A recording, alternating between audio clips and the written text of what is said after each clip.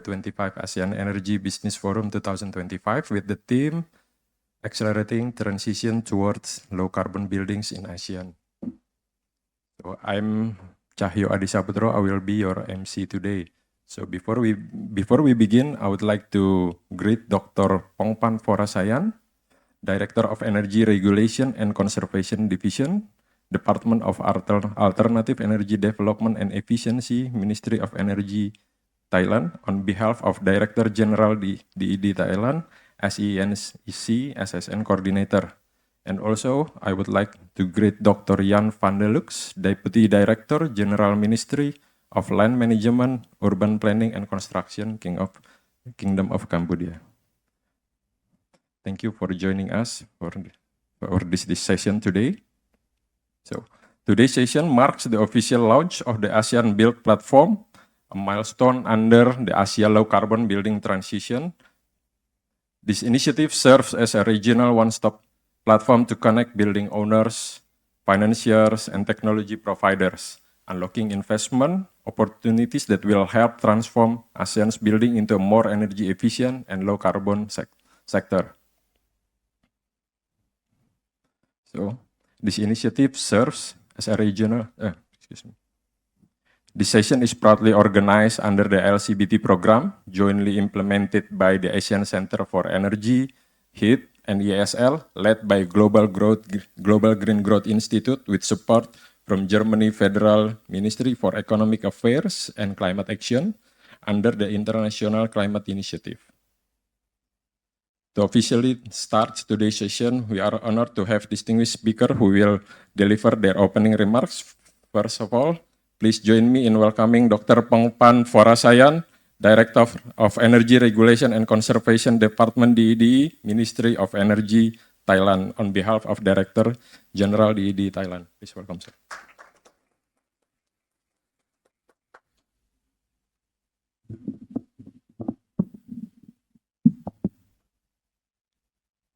Dr. Zulfikar Yurnaidi, Manager of Energy Modeling and Policy Planning on behalf of SED, Excellencies, speakers, distinguished guests, and ladies and gentlemen, good morning. It is my great pleasure to deliver this opening remark on behalf of Ms. Nantika Thangsupanit, Director General of Department of Alternative Energy Development and Efficiency, Ministry of Energy Thailand, as well as the coordinator of the Energy Efficiency and Conservation Subsector Network, or EE&C-SSN. First of all, I would like to express my sincere appreciation to the ASEAN Center for Energy, the German Federal Ministry for Economic Affairs and Climate Actions, and the Global Green Growth Institute for jointly organizing these important sessions on accelerating transition to a low carbon building in ASEAN. As we are all aware, the building sector represents one of the most significant energy consuming sector in ASEAN, accounting for more than 20% of both energy use and greenhouse gas emissions. With rapid urbanization, population growth, and increasing demand for cooling, the sector energy demand is expecting to rise considerably in the coming decade.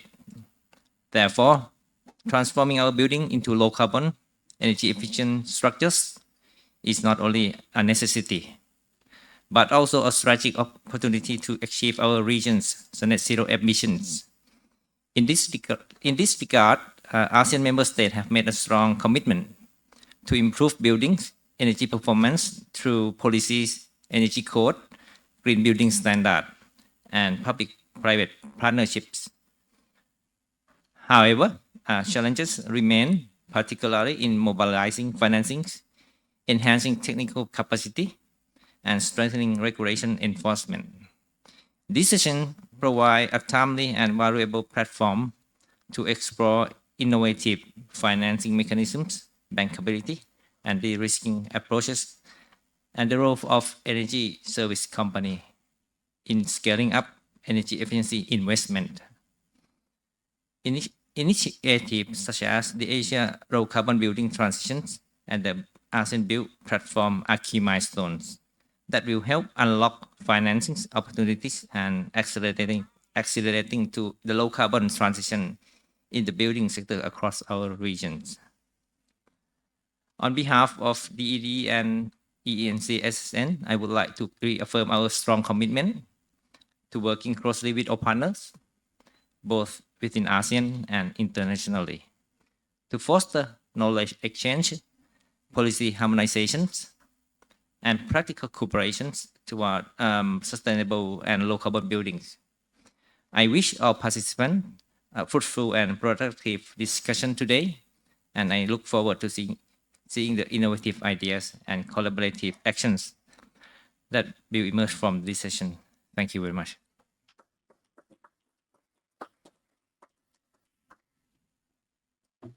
Thank you, Dr. Pongpan. So next, I would like to call Dr. Zulfikar Yurnaidi, Manager of Energy Modeling and Policy Planning Department, on behalf of Executive Director of ASEAN Center for Energy. Please, Dr. Zulfikar, floor is yours.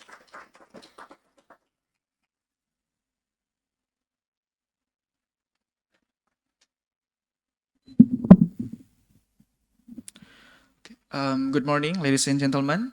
My name is Zulfikar, and I'm reading the opening remarks on behalf of the Dato Razib Daud, the Executive Director of the ASEAN Center for Energy.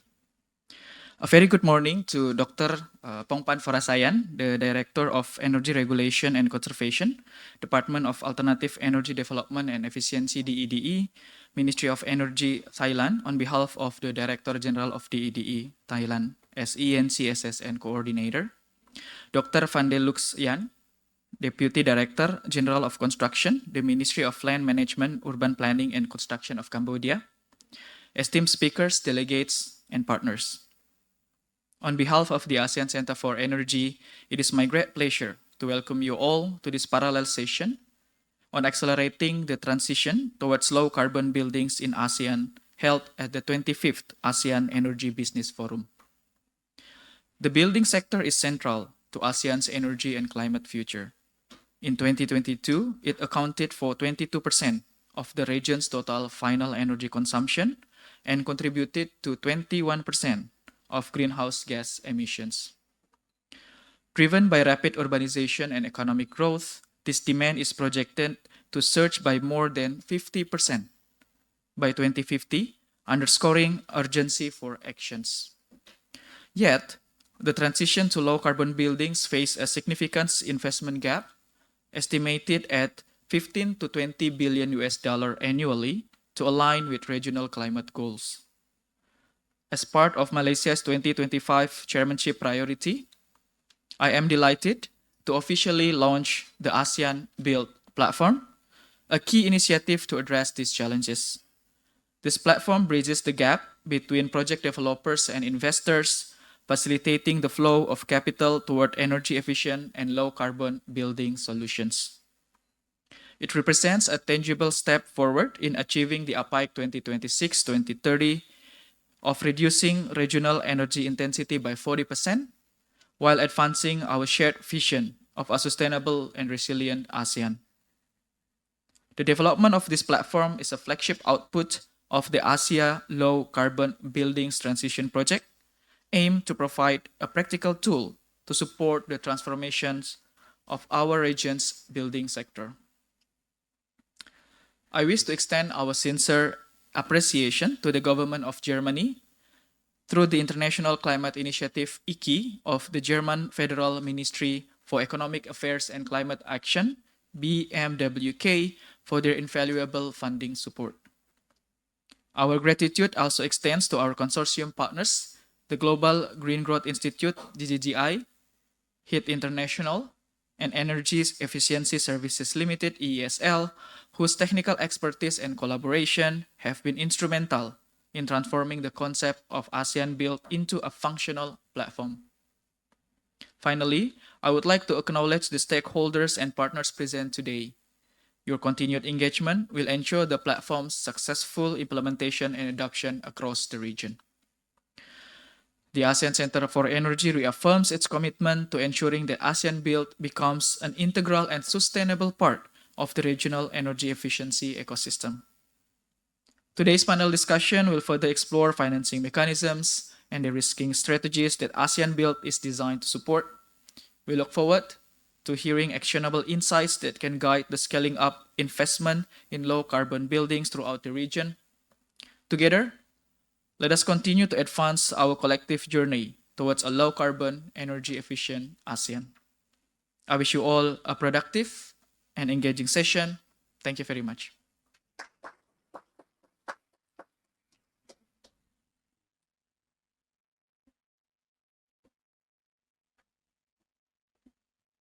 Thank you, Dr. Zulfikar.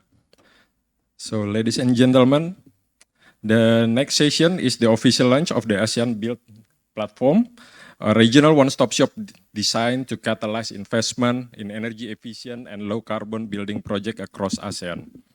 ASEAN Build features an energy efficiency project database, investment matchmaking tools, and energy and carbon calculator, and also knowledge sharing modules, all developed to connect ideas, project, and capital across the region. To introduce this exciting initiative, let us first watch a short ASEAN Build launching video.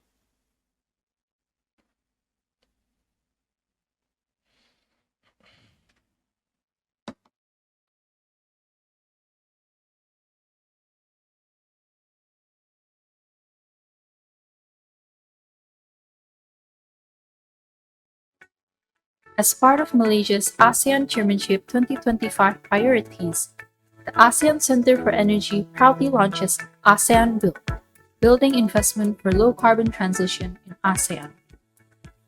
The regional one-stop platform that connects stakeholders across the building sector to accelerate investment in low-carbon building projects throughout Southeast Asia. It brings together 4 core features: a database of low-carbon building projects, an energy efficiency and emissions calculator, an investment matchmaking tool linking projects with financiers, and a knowledge hub for sharing insights, tools, and best practices. ASEAN Build connects developers, financiers, energy service companies, and policymakers across Southeast Asia. Together, they form the ecosystem driving the region's transition toward a low-carbon future.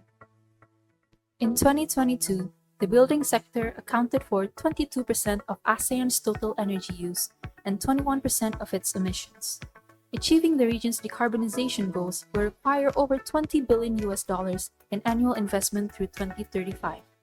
By integrating data, technology, and finance, ASEAN Build transforms this challenge into opportunity, unlocking collaboration, innovation, and sustainable investment across the region. Join us in accelerating the low-carbon building transition in ASEAN.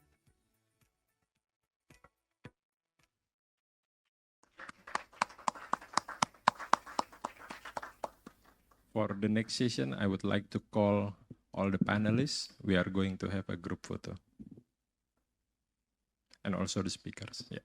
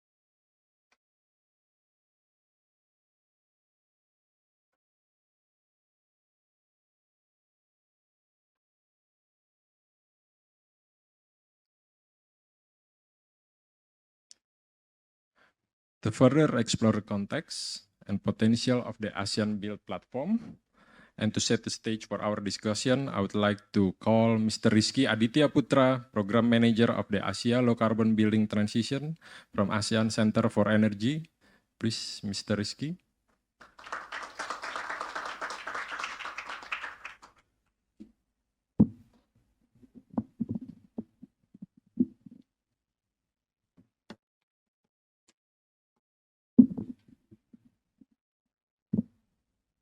Yes, good morning, everyone.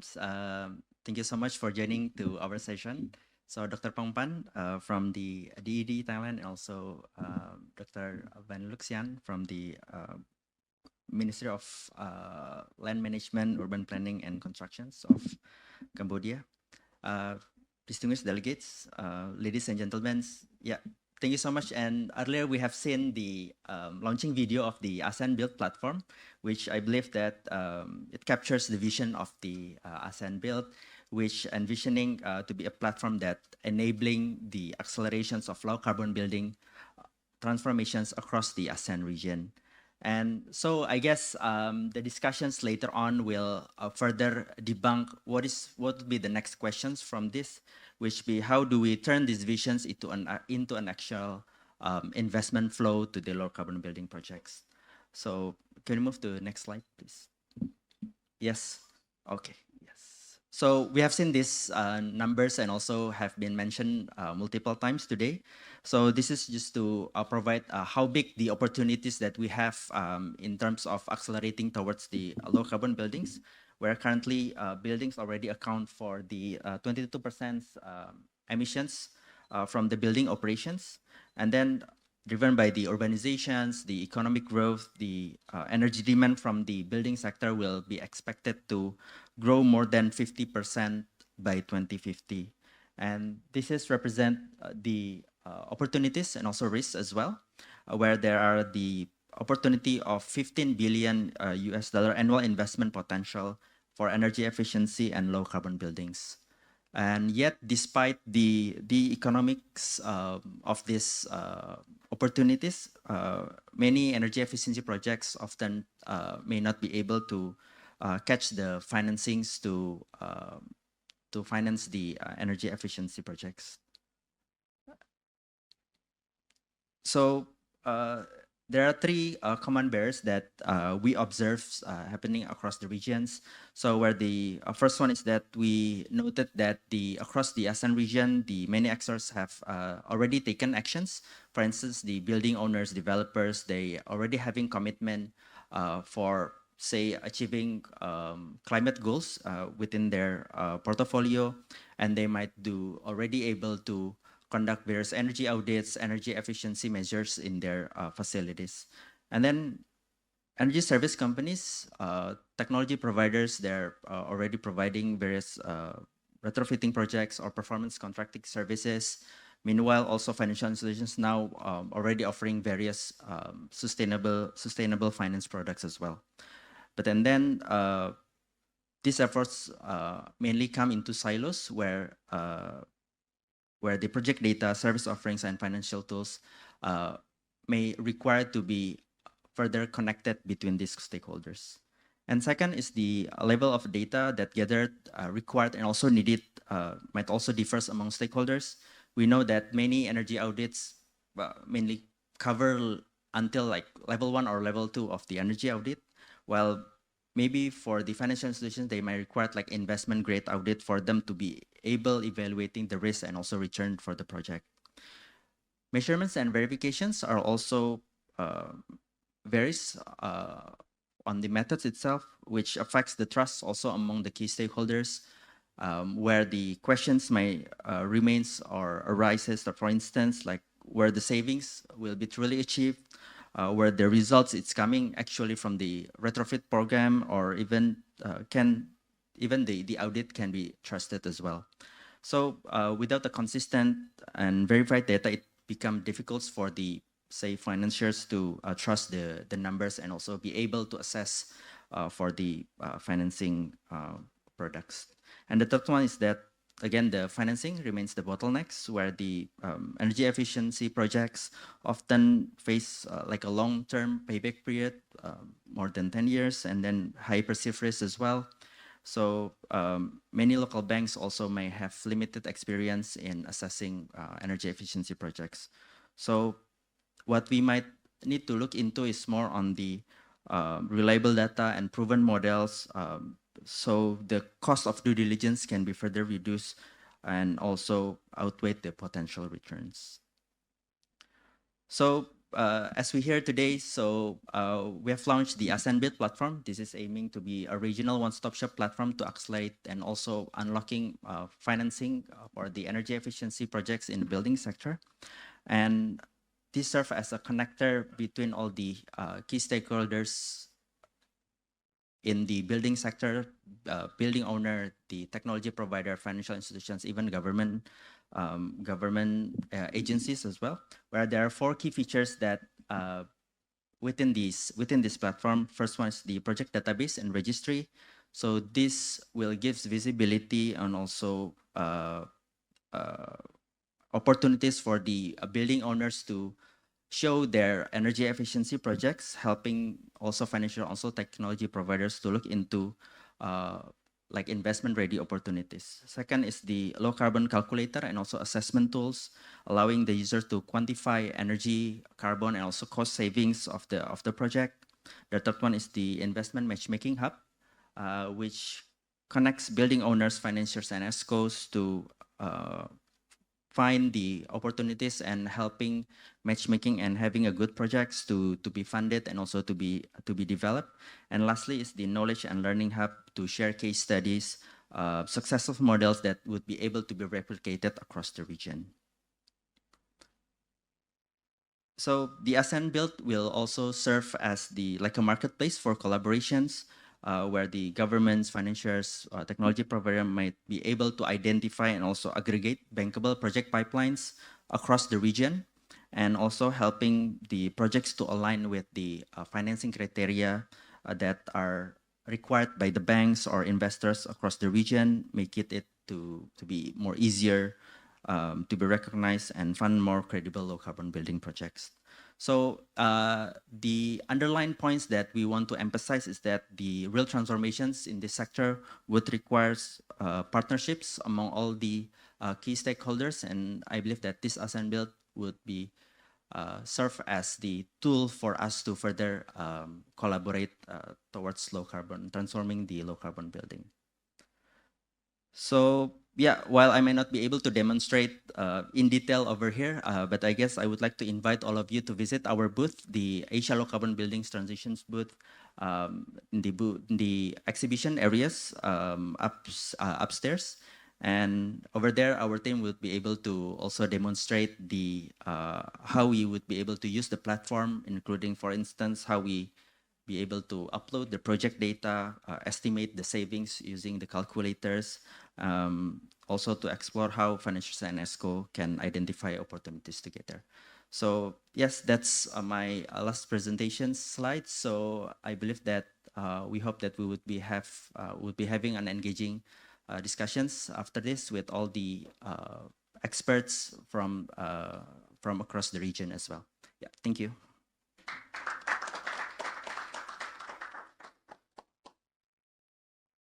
So thank you, Mr. Rizky, for sharing your insight, challenge, and opportunity from the built environment, and also sharing the details regarding the ASEAN Build, how it can answer and provide solution of the challenge arise.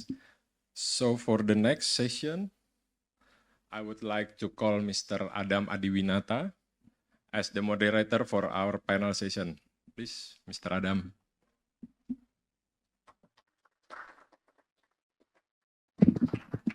Thank you very much, MC and everyone. So yeah, I'm honored today to lead the discussions about the unlocking financing energy efficiency low carbon building projects. Together, I will invite then our panelists, the expert from the building sectors. The first of all, I would like to invite Dr. Jan van der Lux, the Deputy Director General, Constructions, Ministry of Land Management, Urban Planning and Construction, Cambodia.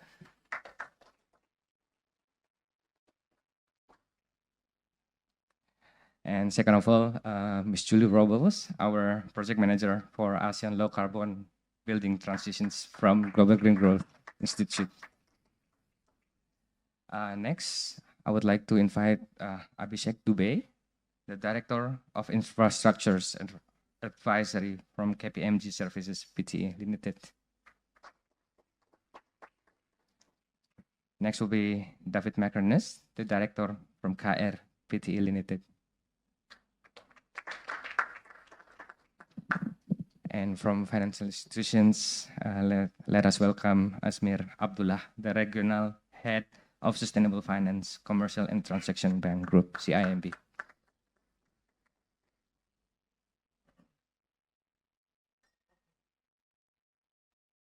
How are you all? All right, so yeah, thanks everyone to agree to be on the panel today to launch our platform and also, of course, to discuss what are the enablers and opportunities for us to accelerate the energy efficiency implementations from the different aspects. Okay, maybe we can start now. Let me just go straight to the first questions from the government side to Dr. Yan. So energy efficiency building sectors will covers, right, for commercials and also public buildings. And public buildings has its own complexity when we are talking about the implementations of energy efficiency. So from the perspective of Cambodian government, what are your thoughts on the current challenge and opportunities of public buildings to play important role in accelerating the energy transition in buildings? Okay. Good morning, Mr. Moderator. Good morning, all. First of all, I would like to thank the Asian Center for Low Carbon Building Transition Projects for inviting me to join this, I think, important and fruitful event. Before I go directly to your question, I would like to make a brief introduction about the role of the Ministry of Land Management, Urban Planning and Construction of Cambodia. As a representative from that ministry, I think that I express my point of views from that ministry rather than from the government as a whole. So Cambodia is working toward our autonomy on energy. And in this regard, Royal Government of Cambodia created a big interministerial body on energy efficiency policy. And MLM UPC, Ministry of Construction, is a member of that big interministerial committee. And that is led by the Ministry of Mine and Energy of Cambodia. So we drafted and finalized our very important policy document on we call it National Energy Efficiency Policy that cover many areas in which construction is a sector that is considered seriously. In regard to this policy document, the Cambodia envisaged to reduce 19% of the energy use in building by 2030. And we also target for 34% reduction for residential sector and 25% for commercial buildings. So this is a mission for us to contribute to the reduction or the climate change accord in Paris as a whole. And to achieve this ambitious target, we need a massive investment in energy efficiency in building. So far, we are working with other related ministry, like the Ministry of Mine and Energy, and other development partners. So we are working with GGGIs. We are working with UNDP. We are working with UNEP. That we had and have good cooperation so far in drafting, in establishing key document in this regard. So I go directly to your question: how to attract more investment in the building sector. I think that the first thing that we have to do is to develop or to finalize key policy documents. In this regard, we initiated to draft building energy efficiency design guidelines that are very important to evaluate or to give certification for green building.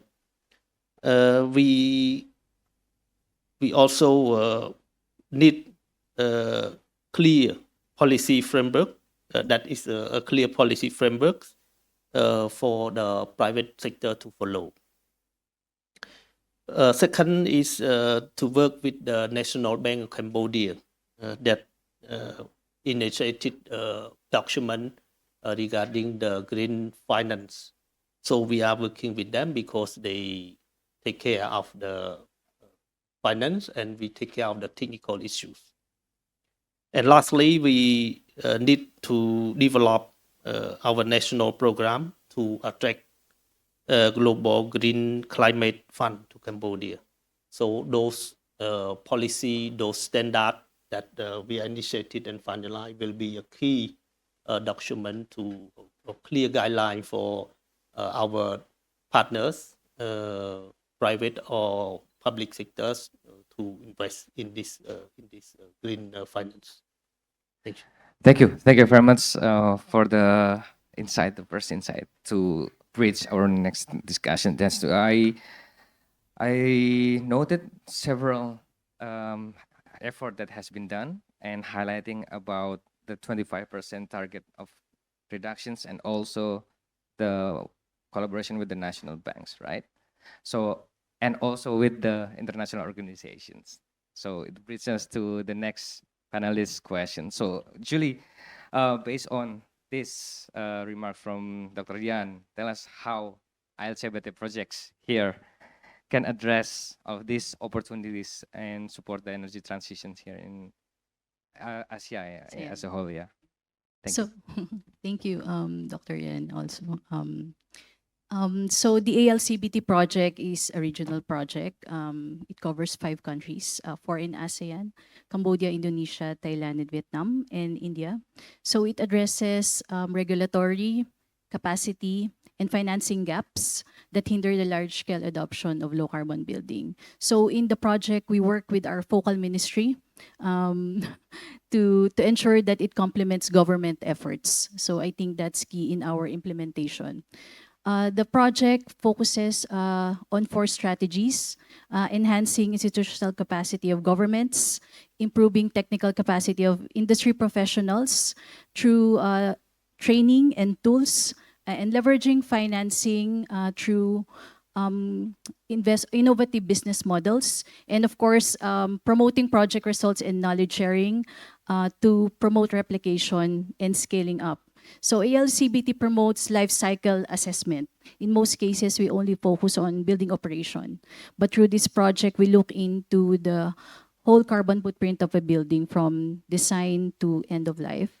And to date, the project has assessed over 400 buildings through walk-in energy audits, and around 250 of this include embodied carbon calculation. So this building assessment will help us identify buildings that have potential for significant energy savings that will help us to develop a bankable pipeline of projects for investment. So this building assessment is also linked to the tool that was developed by the ALCBT project, the building emission assessment tool. So this calculates both operational and embodied carbon, and will aid, including the government, in managing emissions from buildings throughout the life of the building. So in this project, we will customize the tool for each of our project countries to really reflect the situation on the ground, the emissions of the buildings. So through this building assessment, we will generate benchmark values for different typologies of buildings in each of our project countries. And these emissions and benchmarking and thresholds will also be an input to the building taxonomy that we will be developing through this project with recommendation to the financial taxonomy of our project countries developing or already developed to enhance economic activities in the building sector, of course. And we are also now conducting low carbon building trainings. So these benefit key stakeholders in the building sector. So to date, we have benefited 1,500 people from the government,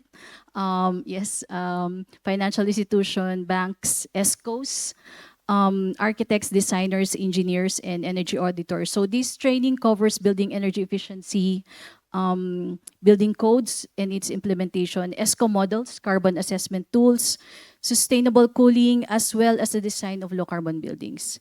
And to also address the rapidly growing demand for energy from the cooling systems and drive the demand for energy efficient technologies that is through government-led market transformation initiative. ALCBT is also developing a national and regional green procurement guidelines for energy efficient air conditioners. So all these efforts in the second half of the project implementation, our focus will be investment mobilization.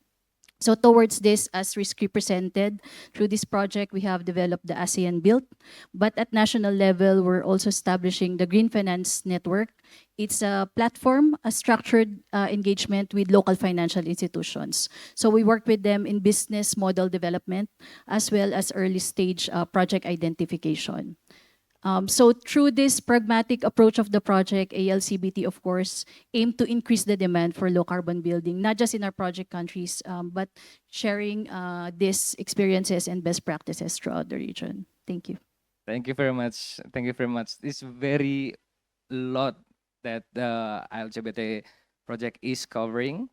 And two of the highlights are the technology support and also financing. So to continue, allow me please to ask these questions to David from the technology providers. Can you enlighten us here, please, David, on whether such technology, energy efficient technology to support the energy transition in building is already available? And if so, what is holding back its replication and wide adoptions here in ASEAN? Yep, sure, thank you. I think to answer that question, we all need to agree on kind of three things. The first is that low carbon or even no carbon buildings are possible in every market. In Cambodia, in Thailand, in Vietnam, Singapore, Malaysia, you can have zero carbon or low carbon buildings. That's the first thing. The second thing is we all want them. The building owners want them, the tenants want them, the economies want them, the governments want them. So they are possible, we all want them. And the third thing is no one has them. Less than 1% of buildings are carbon neutral or low carbon. So why is that? What's the disconnect? It's possible, we all want them, no one has them. And so to answer that question, we did a survey as well, and it's actually very similar to the one that Rizky showed you. But we added one option. So we went to building owners, real estate developers, real estate services companies, and we said, what's the barrier? If it's all possible, why don't you have them? And the two options were technology is not available, or expertise is not available, or cost. ROI is not beneficial. A 10-year ROI, I think you showed. And I think in this room, I mean, put your hand up, which one would you choose? Technology is not available, or the ROI, the CapEx is too much? Who would choose technology is not available? You have to put your hands up, otherwise we're not going to keep going. No one on technology? What about the ROI? The cost is too high. Okay, so most people say cost. We gave a third option, which you can't really give when you do a live audience because it's quite an embarrassing option. And the third option was, it's just too complicated, which is a nice way of saying, I just can't be bothered.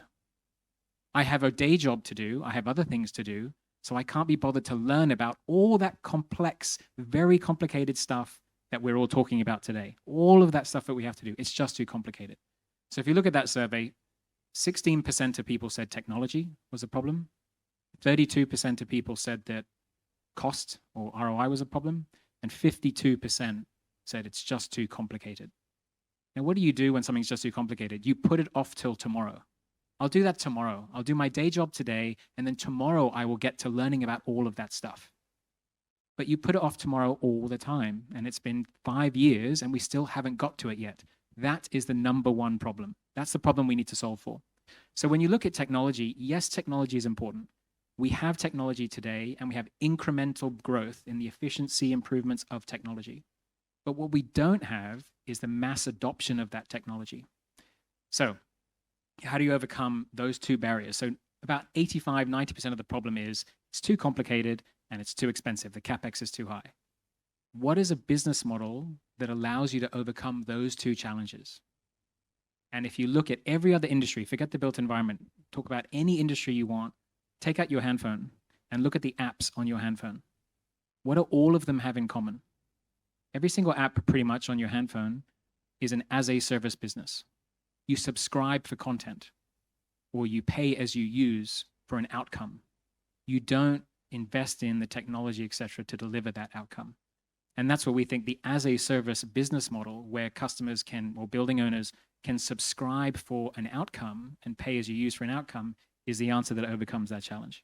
And we can talk about it a little bit later, how that works. But for us, that's what's missing. We need to stop talking about technology and implementation of technology. We need to start talking about mass adoption and scaling of adoption of that technology. And we think as a service is the way to do that.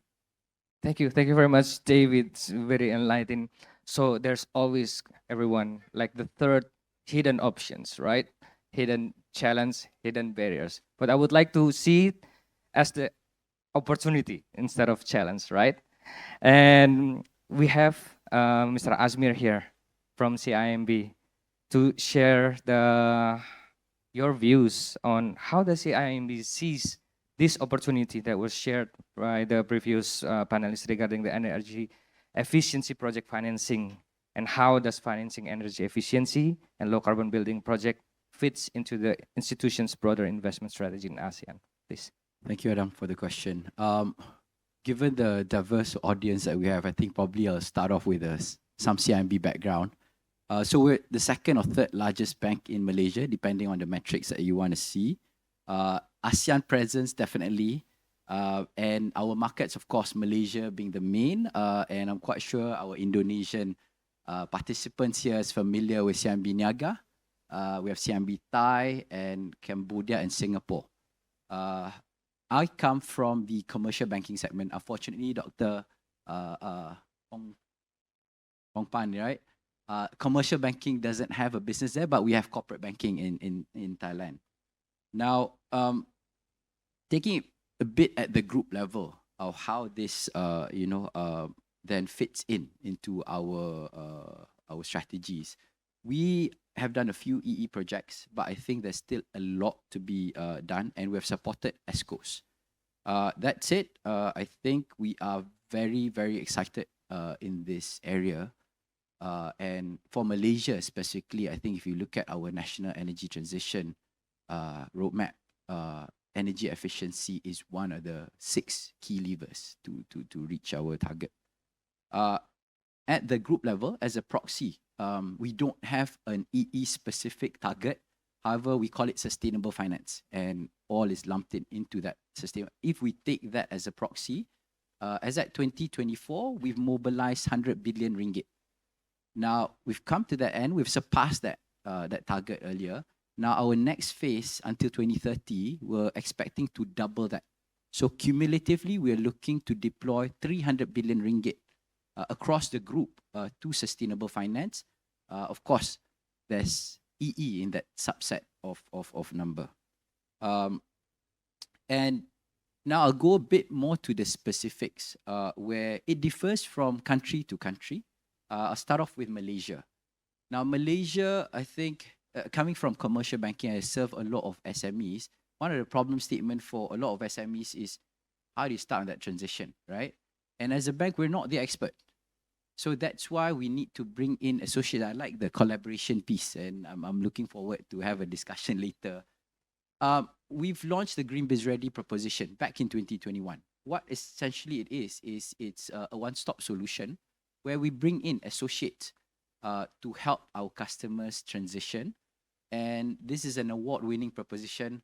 Just a few weeks ago, we won the Asian Banker Malaysia Awards for the best green finance initiative. And this proposition includes EE as one of the main levers. In Green Biz Ready, that associate is Malaysia Association of Energy Service Companies. Because the moment our customers wants to adopt EE, I may not be the expert to tell them what is that solution in their respective industry. So we bring in Maesco into that conversation. Now, around initiatives, right? We have also developed, also under Green Biz Ready, we have developed this sustainability linked financing, where we incentivize customers that are reducing carbon emission. Of course, for the SMEs, I try to simplify the conversation. I said, if you have not done, energy efficiency and renewable energy, do that first.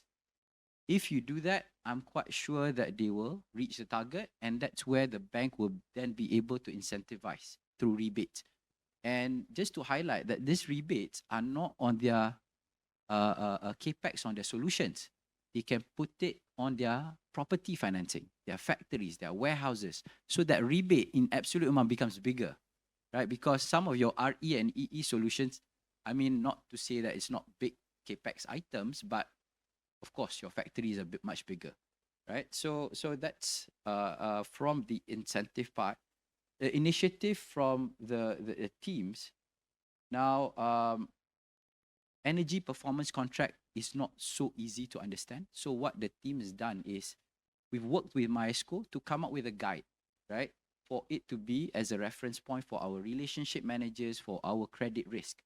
So that whenever, sorry, can't be that quick, right? 5 minutes. So Thanks. So that we can then finance ESCOs better and more seamlessly when we have that guide. So since I ran out of time, I'm going to touch, Singapore and Cambodia as well as Indonesia has their respective initiatives, which probably I'll explain if I have time.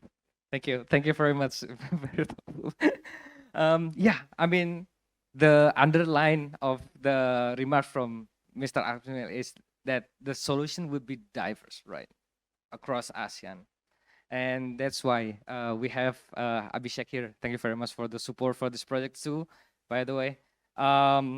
What do you think would be the main drivers of success in encouraging the building sector to see investment in energy efficiency then here in ASEAN? Abhishek, thank you. Thanks, Adam. I think I'm very privileged to sit in the room along with all the stakeholders, policymakers, think tank, tech, and the bankers. And as a consultant, we have to navigate with these different stakeholders. Now, I think the important question, I think the easier part is done. Setting up a platform is easy part, right? The challenging part is whatever they have spoken, how you action it, so that tech people can offer you those business models.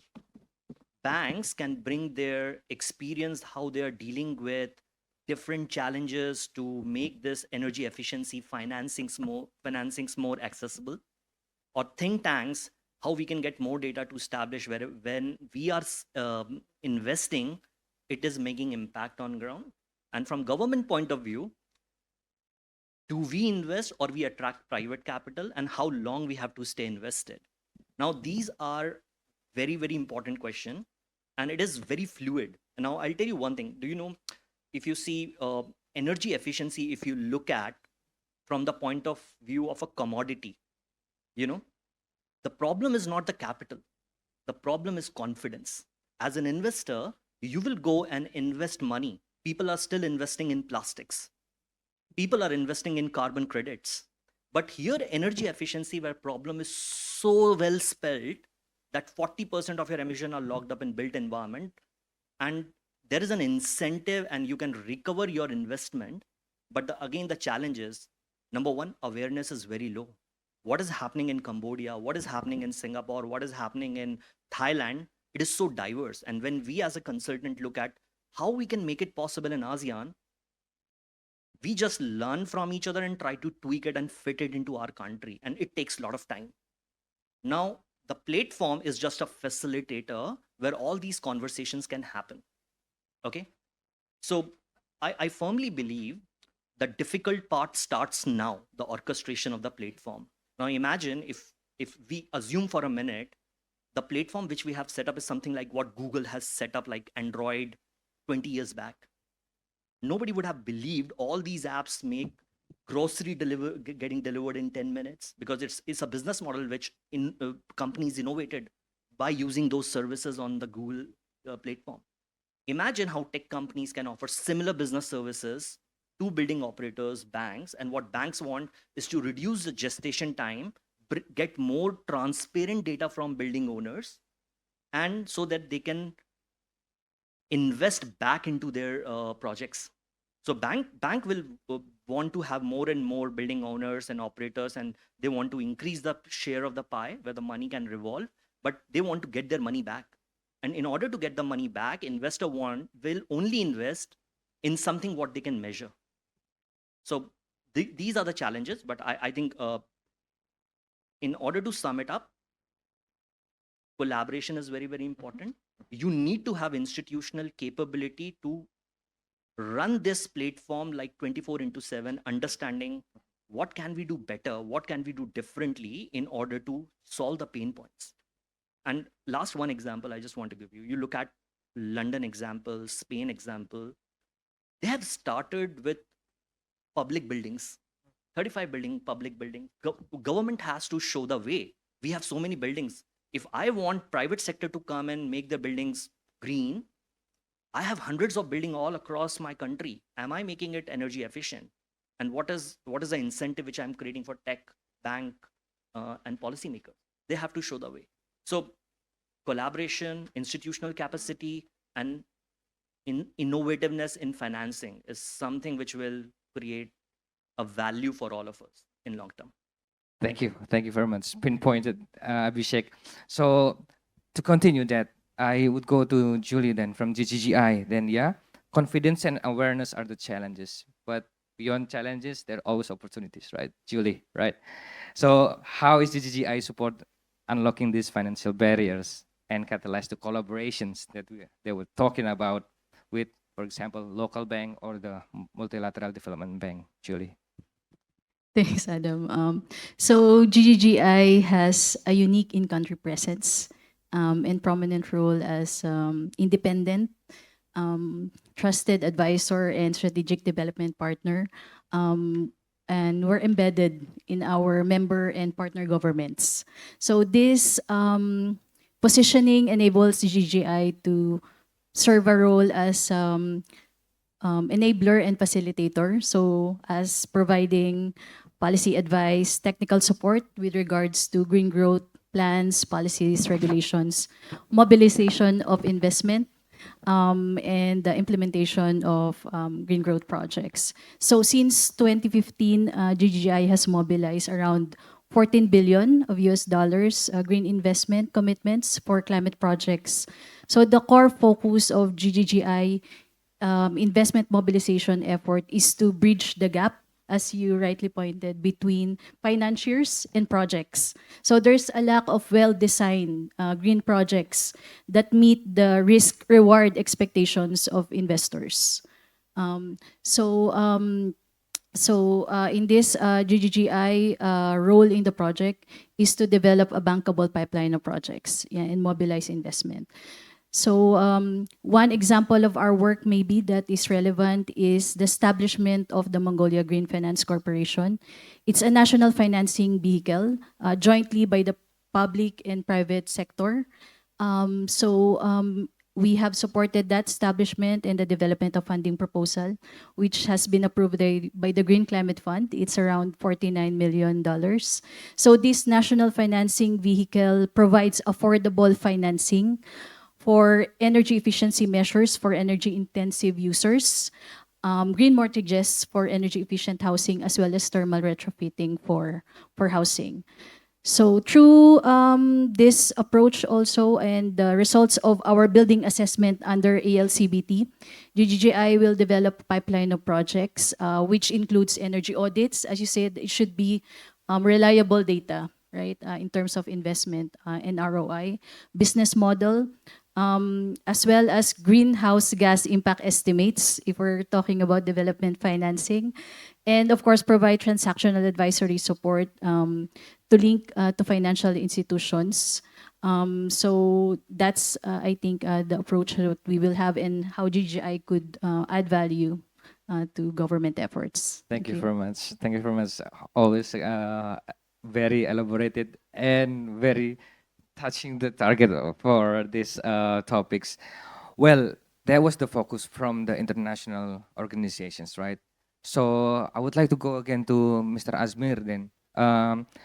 We were talking about the collaboration that are expected, right, between the financial institutions, technology, and also with international government organizations. From the financial perspective, though, what are your views on the focus that should be talking about with regards to the collaboration activities with international and intergovernmental organizations? What are expected from the financial institutions perspective? Okay, thank you. I think for EE, I think we all kind of agree that collaboration is key to scale up, right? Now, we can look at it from a few lenses, like within CIMB itself. I think Abhishek mentioned that, you know, the beauty of it is that each country is doing its own thing, and then you learn the best practice, and then you help to replicate in the other countries. Then you have to figure out the nuances in those respective countries, and we'll leave it to the country teams to manage that. So that's within CIMB's lens. Now, from say for example for Malaysia, I think that collaboration, we have Bank Negara, which is our central bank, and Securities Commission created JC3, Joint Committee on Climate Change, and I'm on the SME focus group pillar. Now, this is a group of more than 10 banks and insurance and Takaful operators coming together for SMEs. And this is one example of collaboration. And in fact, in a month's time, we'll be having our climate conference, and EE is highlighted as one of the topics to be covered, mainly because we know that renewable energy and solar rooftop is understood by many and everyone is aware. We wanted to highlight that as one of the key things for the SMEs to also understand. It's a low-hanging fruit, but the message needs to get out there, right? And from an industry perspective as well, Bank Negara Central Bank has many funds available to support this segment. For example, for the ESCOs and people like Dave, the companies that is in this business providing the solutions, we have high tech and green facility provided by Bank Negara. It's quite cheap, it's quite competitive.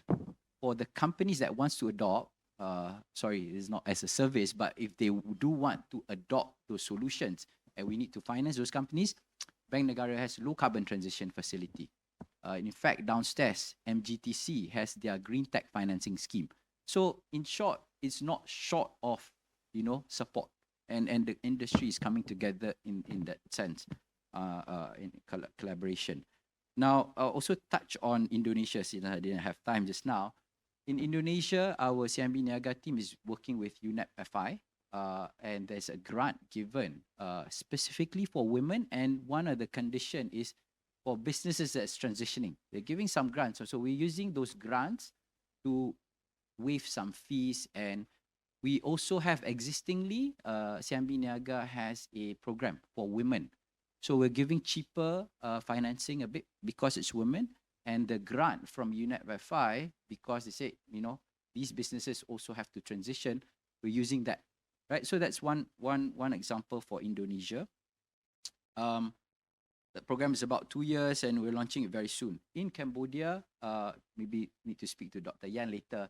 I understand, but my Cambodian team has been trying to do this EE, and I think probably perhaps he was waiting for that policy document. It was taking some time, and we wanted to work with ADB because there's cheap funding there. We waited quite a while. Eventually, the team decided, let's do it with our own funding. It's a $5 million funding. We'll give it a bit cheaper. Now, as and when the ADB funding is ready, then I think the team would be then ready to tap on, or scale up that initiative. For Singapore, we have our sustainability linked financing. Of course, we put milestones for them to reach targets. EE is crucial for them to keep on meeting those targets, right? So the businesses there that have signed up for sustainability link would then require EE as part and parcel of their journey. Yeah, I think that's the the collaborations. I'm quite sure there's more. Excited to hear about this platform. So I think that there's definitely more. Thank you very much. So like this is really encouraging because we have already like starting the matchmaking now, right? So even during the launching, we start the matchmaking. Thank you very much, Mr. Asmir. And yeah, one of the highlight is the EE scheme is lagging understanding, right, compared to the renewable energy. And David, you mentioned a little bit about the as a service, right? And these schemes is now gaining more attention. So probably this is like a good place, to enlighten us a little bit about the business model of as a service and why is it such an effective catalyst for accelerating the adoption of advanced and sustainable technology, and how does as a service, cooling as a service, can support investment in sustainable projects and help the de-risking for these projects. David. Sure. So I think it's been brought up a few times already that the solutions for different building types in different countries is different. What works in a school in Singapore doesn't work in a data center in Iceland.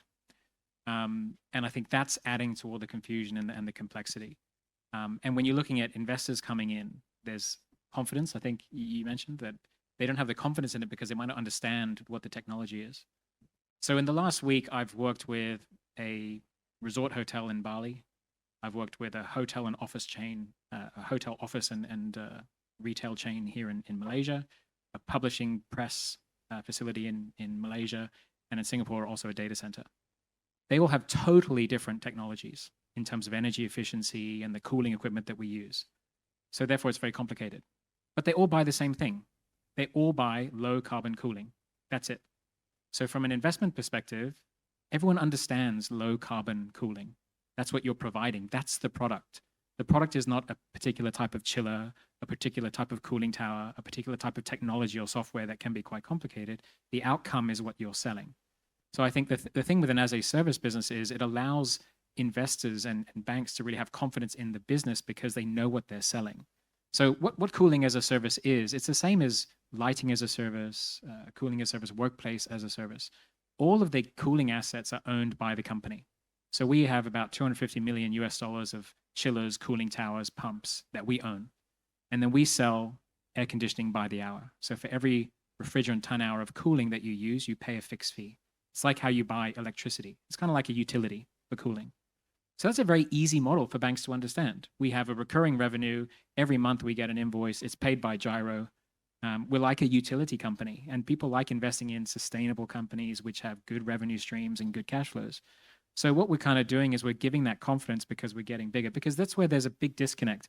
The investment companies and the banks, they have huge big companies. The building owners are huge big companies. And in the middle, you have these small ESCOs and small technology companies, which you don't have the confidence in. So we're trying to build confidence in these companies. So what as a service does is it kind of puts all that together and allows you to have something to invest in. I think the other thing it does is it's a beauty of the business model. It allows you to diversify your risk.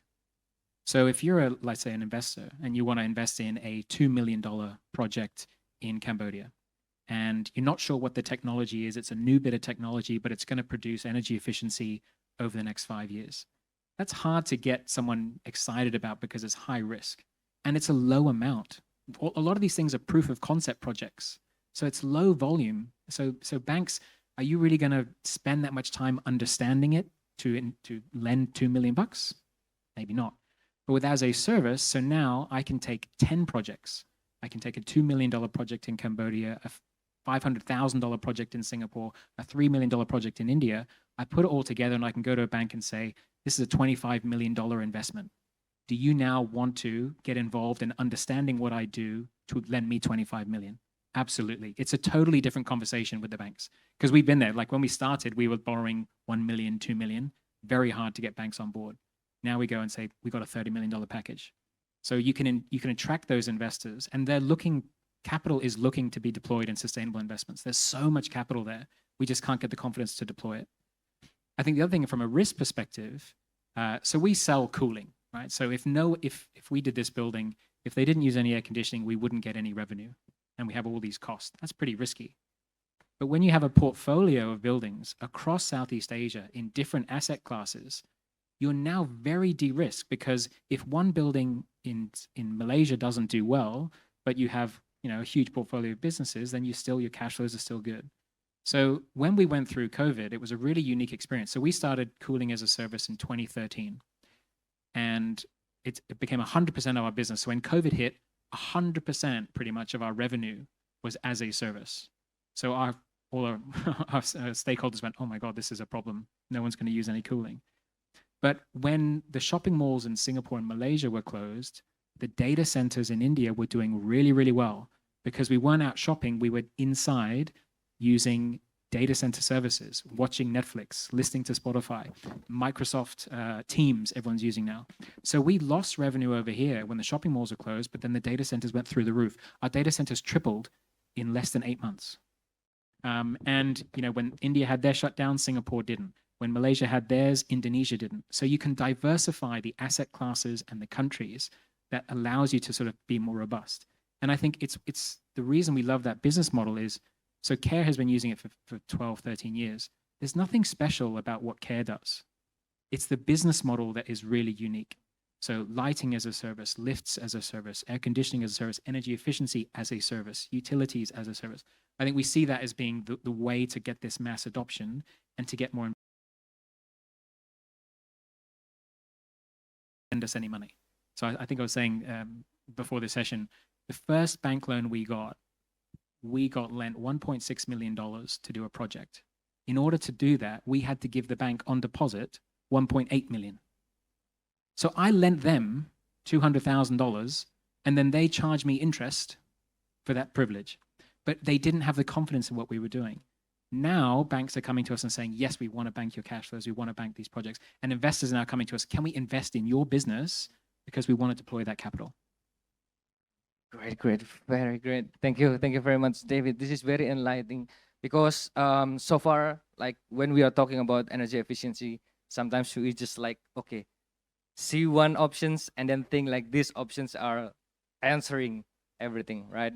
But then the reality is there's another options. It's always like the third options, right, David, as you say in the beginning. So yeah.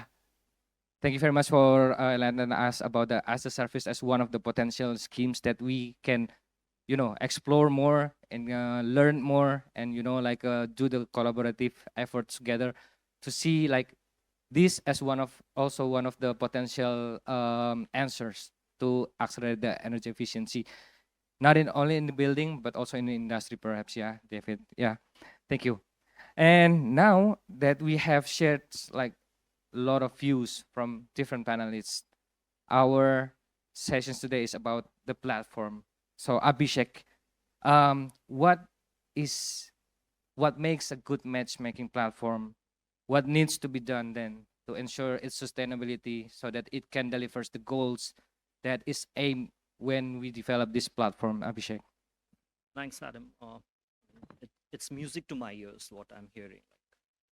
There's all these models. If you go out and check with building owners, I'm very confident most of them haven't heard these innovative business model because there is lack of awareness country to country, which differs.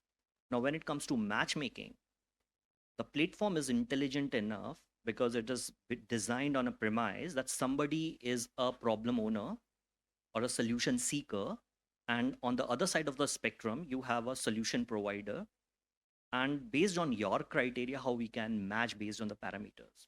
So, like I heard, it makes more sense to arrive at a portfolio. And this is what we learned when we were talking to a lot of stakeholders when we were designing this platform. And there is no incentive for banks or investors or ESCOs to pick one building in one area, which is of maybe a one type or one asset class. They said, okay, it makes more sense, precisely what you just summarized. Can we club multiple buildings together and create a portfolio which is of my interest? Then we thought how our platform can enable that. So the platform provides you these capabilities.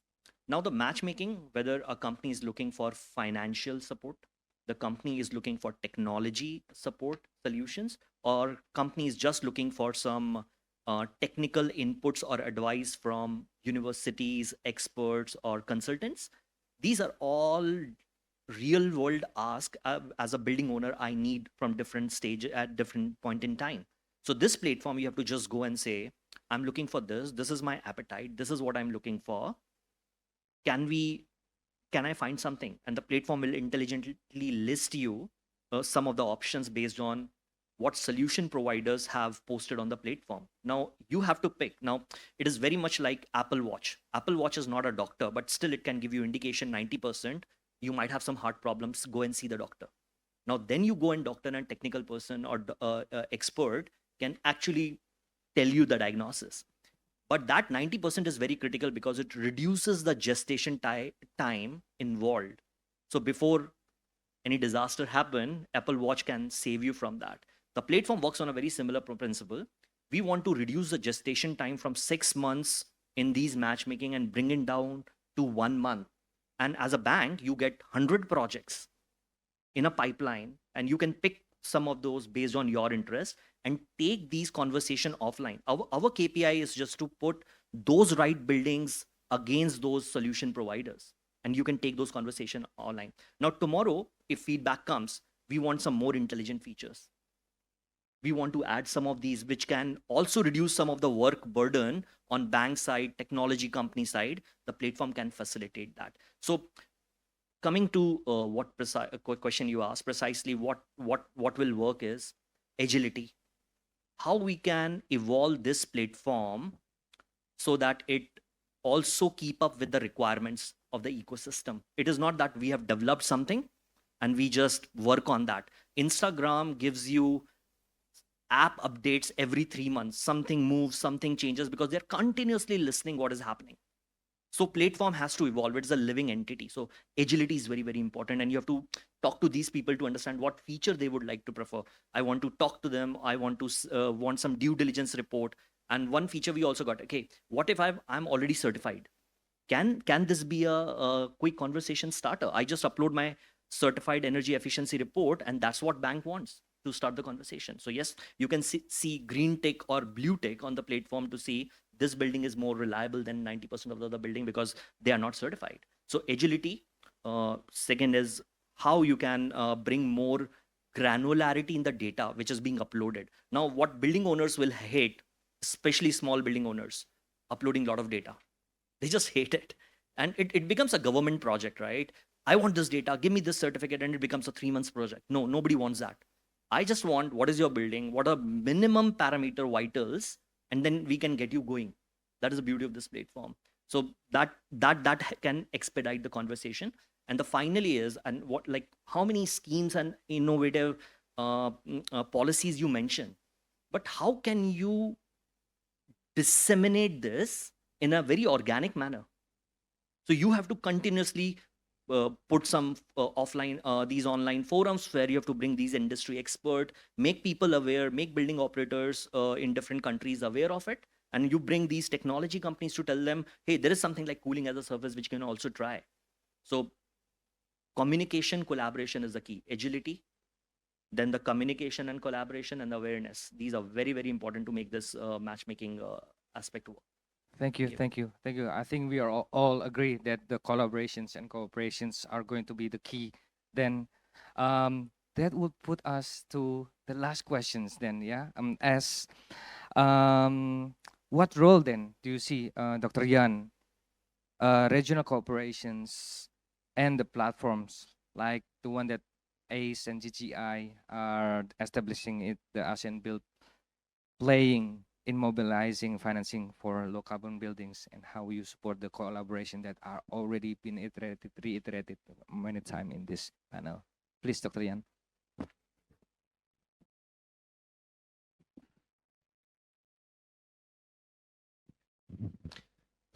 Thank you. I think that this platform is very important for the public and private sector, and I fully support the initiative. First, I think that it is important that all partners involved can learn each other from each other in the regional level. Second, I think that they can discuss how to make investment in each other.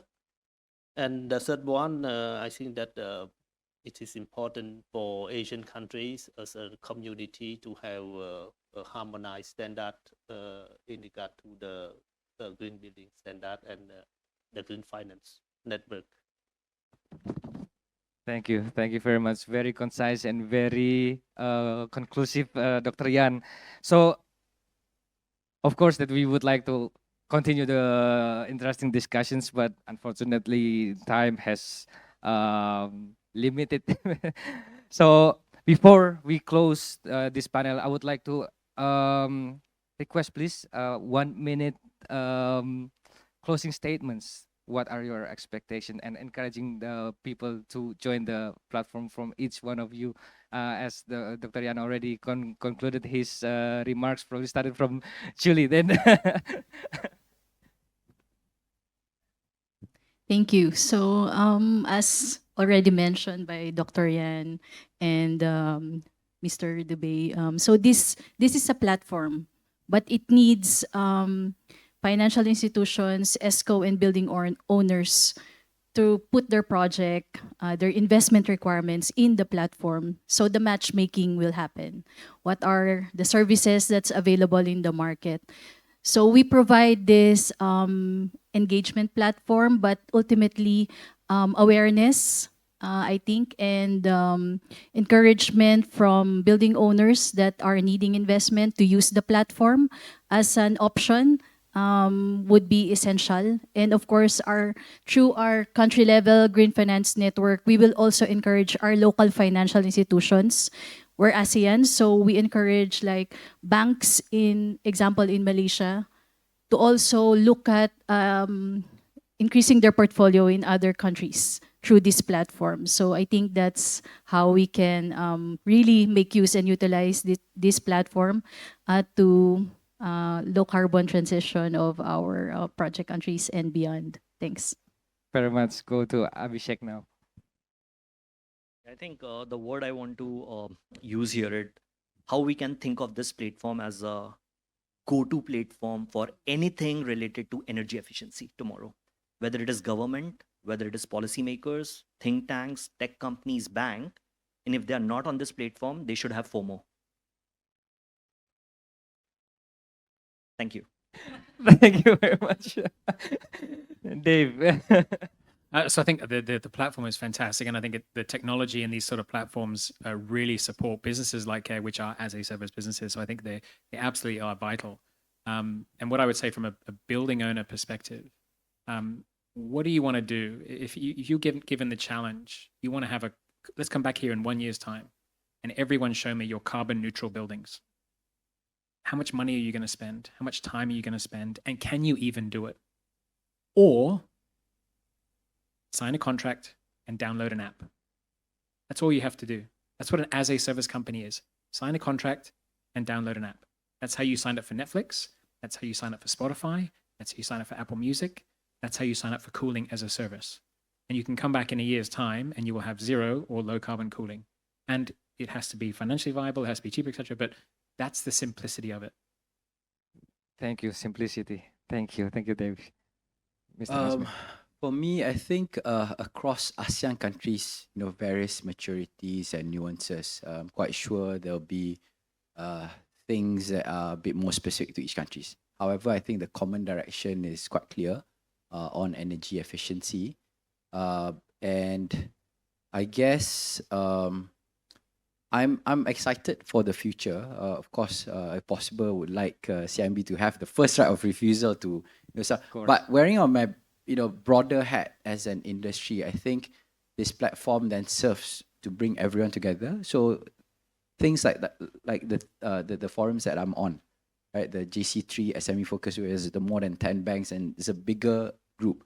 I think it's useful to know that such platform exists, and it's I mean, we can start with Malaysia, and then of course if there's a similar a group in Indonesia, in Singapore and Cambodia, we can do the same. So really, I think still early days. I'm quite sure there'll be various models, but I think this platform is really key to bringing that all together. Thank you. Thank you very much. All panelists, give us a round of applause, please. Thank you very much for the sharing, and yeah, we are happy to continue the communications, the collaborations. Please reach out to ACE and also DGGI if you would like to learn about the platform. Thank you very much, everyone. I will return this to Mr. MC. Thank you very much. Thank you.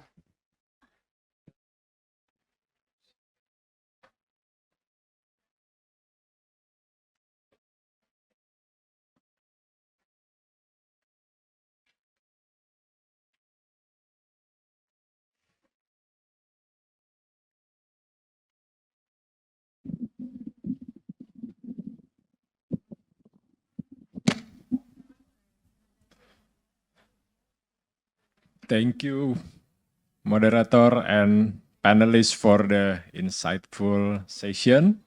So this led us to the end of the session 13, unlocking low carbon building towards unlocking the potential of low carbon buildings in ASEAN. So thank you again for your attention and your participation in this session. Thank you, and this is to conclude that this is the end of the session